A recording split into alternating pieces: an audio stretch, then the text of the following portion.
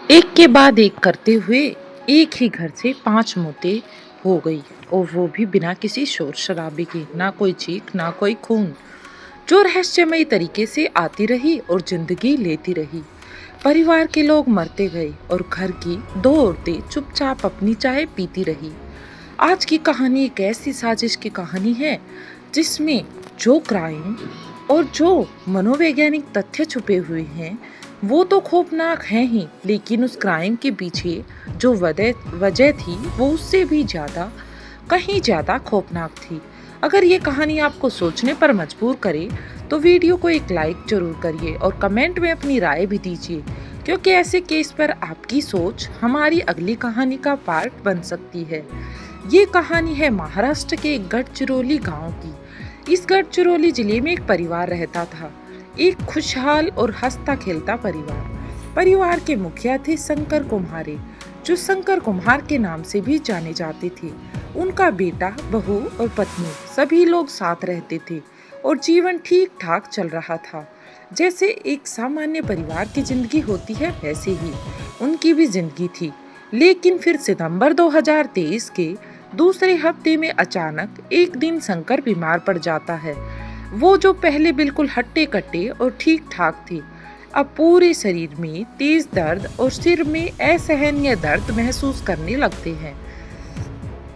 हालांकि शुरुआत में उन्हें लगा कि ये सब मौसम के बदलने की वजह से हो रहा है और कोई बड़ी बात नहीं है, पर अगले ही दिन उनकी पत्नी विजया कुम्हारे को भी वही समस्या शुरू हो जाती है। वही दर्द, वही अनबियरेबल पेन। अब दोनों जो पहले तंदुरुस्त और स्वस्थ थे, अचानक पूरे शरीर में दर्द और सिर में तकलीफ महसूस करने लगे। पहले ये सब सामान्य समझा गया, क्योंकि हम अक्सर मानते हैं कि मौसम बदलने से ऐसी छोटी मोटी समस्याएं होती रहती हैं। लेकिन जब ये दर्द बर्दाश्त से बाहर हो गया और दिन प्रतिदिन बढ़ने लगा तो परिवार वालों को चिंता हुई। उन्होंने सोचा कि अगर आराम नहीं मिल रहा है तो कहीं ना कहीं कुछ गंभीर जरूर है। फिर उन्हें उसी इलाके के एक अस्पताल में ले जाया गया। अस्पताल में डॉक्टरों ने जांच की, लेकिन कुछ समझ में नहीं आया। दवाइयाँ दी गई, लेकिन कोई फर्क नहीं पड़ा। फिर डॉक्टरों ने सुझाव दिया कि उन्हें इलाके के बड़े सरकारी हॉस्पिटल में ले जाया जाए, लेकिन वहाँ भी कोई सुधार नहीं हुआ। अब स्थिति गंभीर हो चुकी थी, हालात सीरियस हो चुके थे और डॉक्टरों ने उन्हें नागपुर रेफर कर दिया। लेकिन नागपुर में भी अब उन्हें कोई राहत नहीं मिली। उनकी बीमारी का कारण किसी के समझ में नहीं आ रहा था। और फिर 20 सितंबर को शंकर की मौत हो गई। अचानक, बिना किसी चेतावनी के। अब शंकर की मौत के बाद परिवार पर गम का पहाड़ टूट पड़ा। लेकिन ये तो बस शुरुआत थी। शंकर की मौत के सदमे से परिवार अभी ग्रो अप हो भी नहीं पाया था कि इतने में 26 सितंबर को अचानक विजया की भी मौत हो गई। यानी 20 सितंबर को शंकर और उसके 6 दिन बाद उनकी पत्नी विजया की भी मौत हो गई। 2 मौतों के बाद एक ही घर में एक ही समय में ये संकट और भी गहरा हो गया। आश्चर्य की बात तो ये थी कि दोनों की मौत से पहले उन दोनों के शरीर में एक अजीब सी बीमारी के लक्षण थे। तेज बदन दर्द और सिर में असहनीय दर्द, जो किसी को भी समझ नहीं आ रहा था। रिश्तेदार भी अब घर आने लगे, लेकिन जैसे ही वे वहां पहुंचे, एक अब नॉर्मल घटना घटी। शंकर की बेटी कोमल को भी वही तकलीफ महसूस होने लगी। उसके हाथ पैरों में भी दर्द होने लगा और सिर में भी वही अनबियरेबल पेन था। कोमल शादीशुदा थी, लेकिन अब वही बीमारी उसकी भी जिंदगी को संकट में डालने लगी थी। उसे भी हॉस्पिटल ले जाया गया, लेकिन उसकी हालत भी ठीक नहीं हो पाई। और जैसे ही ये सब हो रहा था, एक और चौंकाने वाली खबर आई। शंकर की साली यानी उनकी बेटी की मौसी भी वही बीमारी महसूस करने लगी। हाथ पैर में दर्द, सिर में वही तकलीफ, और अब 4 लोग एक ही घर में एक ही बीमारी से जूझ रहे थे। शंकर और विजया की मौत, अब उनकी बेटी और मौसी की बीमारी, ये सवाल उठाने लगी, आखिर इस घर में क्या हो रहा है। लेकिन कहानी यहीं पर थमी नहीं। अब शंकर की साली के बच्चे की तबीयत भी बिगड़ने लगी और लक्षण वही थी जो पहले के लोगों में दिखे जा रही थी। यानी अब तक 2 मौतें हो चुकी थी और 2 लोग पहले से ही हॉस्पिटल में एडमिट थे। अब 5वां मामला सामने था और वो भी ठीक उसी मिस्टीरियस बीमारी के साथ। परिवार को अब डर लगने लगा था, क्योंकि जिन लोगों को पहले हॉस्पिटल ले जाया गया उन्होंने इलाज के लिए न सिर्फ एक बल्कि कई हॉस्पिटल बदले, लेकिन नतीजा कुछ नहीं निकला। ना कोई सुधार, ना कोई ठोस वजह सामने आई। पूरे मोहल्ले और रिश्तेदारों के बीच बेचैनी थी। कोई समझ नहीं पा रहा था कि आखिर इस परिवार के साथ क्या हो रहा है। माँ बाप की मौत, फिर बेटी, साली और अब बच्चे की बिगड़ती हालत। हर कोई एक अनदेखे डर से भर गया था। और फिर खबरें एक एक कर आने लगी। शंकर की बेटी कोमल ने भी हॉस्पिटल में ही दम तोड़ दिया। उसके बाद उनकी साली की भी मौत हो गई और फिर वो बच्चा जिसकी हालत बिगड़ी थी वो भी इस अजीब बीमारी से जिंदगी हार गया। 20 सितंबर को जो मौत का सिलसिला शुरू हुआ था वो 10 अक्टूबर तक जारी रहा। सिर्फ 20 दिनों के अंदर एक ही परिवार के 5 लोगों की जान चली गई। इस हादसे ने पूरे खानदान को हिलाकर रख दिया। डॉक्टर भी अब तक ये नहीं समझ पा रहे थे कि आखिर बीमारी क्या है, कैसे ठीक करें इसे। कोई भी जांच में कोई भी ठोस कारण सामने नहीं आ रहा था। और जब साइंस चुप हो जाता है तो हमारे चारों ओर के बिलीव्स जोर पकड़ने लगते हैं। अंधविश्वास बहुत ही ज्यादा जोर पकड़ते हैं। मोहल्ले में बातें फैलने लगी, कहीं ये जादू टोने का मामला तो नहीं, किसी ने टोटका कर दिया हो। और ऐसी बातों को लोग जल्दी मान भी लेते हैं, खासकर उस समय जब हर उपाय नाकाम हो जाए। और शायद इसी वजह से सब चुप हो गए, क्योंकि अब डर सिर्फ बीमारी का नहीं था बल्कि उस अनदेखी साजिश का भी था जो इस परिवार को निगल रही थी। अब तक 5 मौतें हो चुकी थी और बाकी बचे लोग खौफ में जी रहे थे। लेकिन कहानी का सबसे डरावना मोड़ तब आया जब शंकर का बेटा, जो दिल्ली में नौकरी करता था, अपने पिता की मौत की खबर सुनकर गढ़चिरौली आया। वो गांव पहुंचा, अंतिम संस्कार और सभी रस्मों में शामिल हुआ। माँ की भी मौत उसके सामने ही हुई। कुछ दिन बाद वो अपने काम पर वापस दिल्ली लौट गया। दिल्ली लौटने के कुछ ही दिनों के भीतर उसे भी वही लक्षण महसूस होने लगे। तेज बदन दर्द, सिर में भारीपन, हाथ पैर टूटती जैसे लगना। वो समझ गया था कि ये वही बीमारी है जिसने उसके माता पिता को निगल लिया। उसका मन डर से भर गया। अब उसे लगने लगा था कि शायद उसकी बारी भी आ चुकी है। डर के मारे उसने अपने भाई और घर वालों को बताया। फिर एक पल भी देर ना करते हुए दिल्ली के एक हॉस्पिटल में जाकर खुद को एडमिट करा लिया। वजह क्लियर थी, जिस बीमारी ने उसके सामने 5 अपनों की जान ले ली थी वो अब उसके शरीर के भीतर आ चुकी थी। इस खबर के गांव तक पहुंचते ही पूरे गांव में अफरा तफरी मच गई। लोगों ने समझ लिया कि जो भी इस बीमारी की चपेट में आया वो बच नहीं पाया और ना ही बच पाएगा। अब गांव में सिर्फ यही चर्चा थी कि इस बार इस परिवार का इकलौता बेटा शायद अब इसकी बीमारी में है। इसी बीच एक दूर के रिश्तेदार जो मातम में शामिल होने गांव आए थे वो लौट गए, लेकिन लौटने के बाद उन्होंने भी वैसी ही तकलीफ महसूस की। शरीर में दर्द, सिर में भारीपन और वही मिस्टीरियस लक्षण। घबराए हुए वो भी हॉस्पिटल पहुंचे। एक ड्राइवर जो उनके साथ गांव आया था और 2-3 दिन उस घर में रहा था, वो जब अपने इलाके लौटा तो वही कहानी दोहराई गई।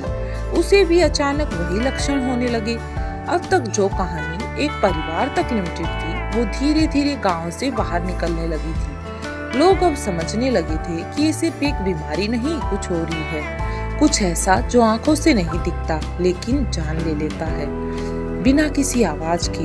अब तक 5 लोगों की मौत हो चुकी थी और 3 लोग हॉस्पिटल में जिंदगी और मौत से जूझ रहे थे। जिस घर में कभी रौनक हुआ करती थी अब वहाँ हर कोना खामोशी से दहशत की कहानी बयां कर रहा था। हर कोई बस एक ही सवाल पूछ रहा था, क्या ये तीनों भी नहीं बच पाएंगे? इस बीच जो घर की बहू थी, उसकी मामी और उनके पति मातम में शामिल होने आए थे, लेकिन कुछ दिन रुकने के बाद उन्हें भी वही लक्षण, शरीर टूटने जैसा दर्द, सिर में तेज घनघनाहट और कमजोरी ने घेर लिया। हालात बिगड़े तो हॉस्पिटल में भर्ती कराना पड़ा। इस तरह अब कुल 9 लोग इस बीमारी की चपेट में आ चुके थे, जिनमें से 5 की जान जा चुकी थी। गांव में अब चारों ओर दहशत ही दहशत थी। डर का माहौल इस कदर था कि लोग उस घर के पास से भी गुजरने से कतराने लगे थे। बात झाड़ फूक और टोटकों तक पहुंच चुकी थी। लेकिन अब ये बात पुलिस तक भी पहुंची। स्थानीय थाने में जब इस केस की खबर गई तो पहले उन्हें भी ये घटना नॉर्मल लगी, क्योंकि इस घटना की रिपोर्ट भी नहीं लिखवाई गई थी। लेकिन पुलिस को ये घटना कुछ अजीब लगी और उन्होंने मृतकों के पोस्टमार्टम रिपोर्ट मंगाई। और जब रिपोर्ट आई तो मामला और भी सीरियस हो गया। पोस्टमार्टम रिपोर्ट देखकर पुलिस भी हक्की बक्की रह गई। रिपोर्ट कह रही थी कि सभी की मौत हार्ट अटैक या मल्टीपल ऑर्गन फेलियर से हुई है। हैरानी की बात ये थी कि मरने वाले 5 की उम्र, शारीरिक स्थिति और जीवन शैली यानी कि लाइफस्टाइल अलग अलग थी। ना कोई सीरियस बीमारी थी, ना कोई ओल्ड हिस्ट्री। अब पुलिस उलझ गई। क्या इसे बस एक कोइंसिडेंस मान लिया जाए? लेकिन कैसे, जब एक ही घर के अलग अलग उम्र और अलग अलग हेल्थ वाले 5 लोग एक ही तरीके से मरे हों? डॉक्टर भी कोई ठोस जवाब नहीं दे पा रहा था। ऑर्गन फेलियर और हार्ट अटैक ये ऐसे कारण थे जिन पर शक करने की कोई गुंजाइश ही नहीं थी। लेकिन जब ये सिलसिला एक के बाद एक जारी रहा तो सवाल उठना लाजमी था। अब निगाहें उन 4 बीमार लोगों पर टिक चुकी थी जिनका इलाज चल रहा था। परिवार, रिश्तेदार और यहाँ तक कि पूरे गांव की यही दुआ थी कि कम से कम ये 4 जाने तो बच जाएं। इसी दौरान जब पुलिस ने ये सारी चीजें देखी तो एक डॉक्टर ने बताया कि इन सभी के होंठ थोड़े थोड़े काले थे। बाकी कोई ऐसी चीज नहीं दिख रही थी जिसमें हमें कोई शक हो। लेकिन पुलिस को लगा कि नहीं, कुछ तो गड़बड़ है, क्योंकि रिपोर्ट में मौत की वजह साफ नहीं थी। लेकिन मौत सभी की हुई थी और वो भी अलग अलग उम्र के लोगों की। ये बात पुलिस को खटकने लगी। गढ़चिरौली पुलिस ने केस पर काफी दिमाग लगाया, वरना आमतौर पर पुलिस ऐसे मामलों को नॉर्मल मानकर टाल देती है। लेकिन यहाँ पुलिस ने कहा कि नहीं, कुछ तो है जो ठीक नहीं है। अब उन्होंने पूरे परिवार की कुंडली खंगालनी शुरू की। घर में जाकर पूछताछ करने का फैसला लिया। परिवार में बचा ही कौन था? एक बेटा जो हॉस्पिटल में एडमिट था और घर में एक बहू। फिर भी पुलिस की टीम घर पहुंची। बहू एजुकेटेड थी। अब आप समझ सकते हैं, एक घर में 5 लोगों की मौत हो जाए और 3-4 लोग हॉस्पिटल में हों तो घर का माहौल कैसा होगा। लेकिन पुलिस को भी अपनी ड्यूटी निभानी थी। उन्होंने जब पूछताछ शुरू की तो पहली नजर में ही लगा कि इस बहू का बिहेवियर कुछ अजीब है। उसके सास ससुर समेत कई लोगों की मौत हो गई, लेकिन वो बहुत नॉर्मल ढंग से बात कर रही थी। दूसरा, उसकी सेहत बिल्कुल ठीक, ना कोई कमजोरी, ना कोई लक्षण। यहाँ पुलिस के मन में पहली बार शक पैदा हुआ, क्योंकि अगर घर में कोई जादू टोना, टोटका या कुछ और चल रहा होता तो सब पर इसका इफेक्ट होता। लेकिन ये बहू पूरी तरह फिट थी और तो जो लोग मातम में शामिल होने आए थे वो भी लौटकर बीमार पड़ गए। लेकिन घर के अंदर उसी छत के नीचे रहने वाली ये इकलौती इंसान बिल्कुल सेफ थी। हालांकि पुलिस कंडीशन की वजह से उससे ज्यादा सख्ती से पूछताछ नहीं कर सकी, लेकिन शक तो हो चुका था। अब पुलिस ने अलग अलग टीम लगाई और इस बहू के बारे में जानकारी इकट्ठी करनी शुरू की कि ये कौन है और कहां से आई है। और जब पुलिस ने उसके बारे में जानकारियां जुटानी शुरू की तो एक अजीब सी बात सामने आई। इस लड़की का नाम, इस घर की बहू का नाम संगमित्रा था। संगमित्रा एक कृषि विश्वविद्यालय में पढ़ाई करती थी और सिर्फ पढ़ाई ही नहीं, उस यूनिवर्सिटी की टॉपर भी थी। एग्रीकल्चर यूनिवर्सिटी में खेतीबाड़ी, पेड़ पौधों को सुरक्षित रखने के उपाय, कीटनाशक दवाएं और तमाम तरह के जहरों की जानकारी दी जाती थी। जब पुलिस को ये बात पता चली कि ये बहू एक एग्रीकल्चर यूनिवर्सिटी से पास आउट है और टॉपर भी रह चुकी है, तो पहली चीज जो दिमाग में आई वो यही थी, किसी तो हर तरह के जहर की जानकारी होगी। अब जो मौतें हुई थी उनमें देखा गया कि मल्टीपल ऑर्गन फेलियर हुए हैं और दुनिया में कई ऐसे जहर होते हैं जिनका पोस्टमार्टम में पता ही नहीं चलता। यही वजह थी कि किसी भी रिपोर्ट में जहर जैसा कुछ दर्ज नहीं हुआ होगा। लेकिन अब जैसे ही ये जानकारी मिली, ये कड़ी थी जो सीधे जाकर उस बहू से जुड़ गई। पुलिस का पूरा मामला क्लिक कर गया। अब पुलिस ने ये जानना शुरू किया कि संघमित्रा इस घर में बहू कैसे बनी और उसका बैकग्राउंड क्या था। तो पता चला कि कॉलेज ड्रॉप करने के बाद संघमित्रा को एक लड़के से प्यार हो गया और वो लड़का शंकर का बेटा था। अब दोनों की जाति अलग अलग थी। शंकर के परिवार को इस रिश्ते से कोई दिक्कत नहीं थी, लेकिन संघमित्रा के घर वाले को ये रिश्ता मंजूर नहीं था और संघमित्रा ने घर वालों की मर्जी के खिलाफ जाकर शंकर के बेटे से शादी कर ली थी और ससुराल आ गई। लेकिन ये शादी उसके माता पिता के लिए किसी सदमे से कम नहीं थी। उनके अकॉर्डिंग उनकी बेटी ने न सिर्फ उनकी बात नहीं मानी बल्कि पूरे गांव में उनका सिर नीचा कर दिया। इस शर्म, दुख और सदमे के कारण संघमित्रा के माता पिता दोनों की जान पहले ही चली गई और जब संघमित्रा के माता पिता ने अपनी जान दी तब संघमित्रा को पहली बार रियलाइज हुआ कि उसने शायद एक बड़ा गलत कदम उठाया है। उसे समझ में आया कि शायद उसके घर वालों की मर्जी के खिलाफ शादी नहीं करनी चाहिए थी, लेकिन अब जो हो चुका था वो बदल नहीं सकता था। अब वो ससुराल में आ चुकी थी और वहाँ रहने लग चुकी थी। अब ससुराल के लोगों के साथ उसे एडजस्ट करना पड़ रहा था। रहन सहन, कस्टम, परिवार के सदस्य, रिश्ते, सास ससुर और तमाम रिस्पॉन्सिबिलिटी। संघमित्रा को ये सब एडजस्ट करने में दिक्कत हो रही थी और इसी के चलते धीरे धीरे मनमुटाव होने लगा और अब उसे महसूस होने लगा कि उसने अपनी जिंदगी को सही दिशा में नहीं मोड़ा था। उसके मन में ये सवाल था कि उसने जिस खुशियों के लिए माँ बाप से अलग जाकर शादी की और इससे ही उसके माँ बाप की जान भी चली गई, जबकि अब वो इसी खुशियों से मिल ही नहीं रही। यह सोच हमेशा उसके दिमाग में घूमती रही। उसकी सारी उलझनों ने वो अपने पार्टनर से अलग भी हो सकती थी या फिर उससे तलाक ले सकती थी। इस बारे में आप क्या कहेंगे, कमेंट में ज़रूर बताएं। खैर, जब किसी इंसान का दिमाग अंधा हो जाता है तो वो ऐसा कदम उठाने से नहीं रुकता जो सही नहीं होता। संघमित्रा के साथ भी ऐसा ही हुआ। एक बेवकूफ़ी वाली बात जो उसके दिमाग में घुस गई थी, उसने उसे खतरनाक दिशा में मोड़ दिया। लेकिन अपराध करने के बाद इंसान को लगता है कि वो खुद सही है और यही संघमित्रा के साथ भी हुआ।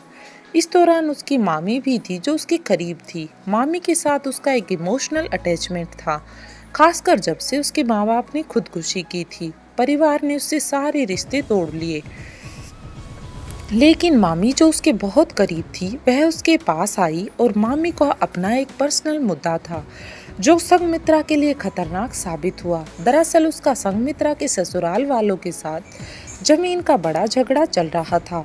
मामी इस मामले में काफ़ी करीब थी और जानती थी कि संघमित्रा को अगर अपने मकसद में कामयाबी मिल जाएगी तो फैमिली की सारी संपत्ति उसी के पास आ जाएगी।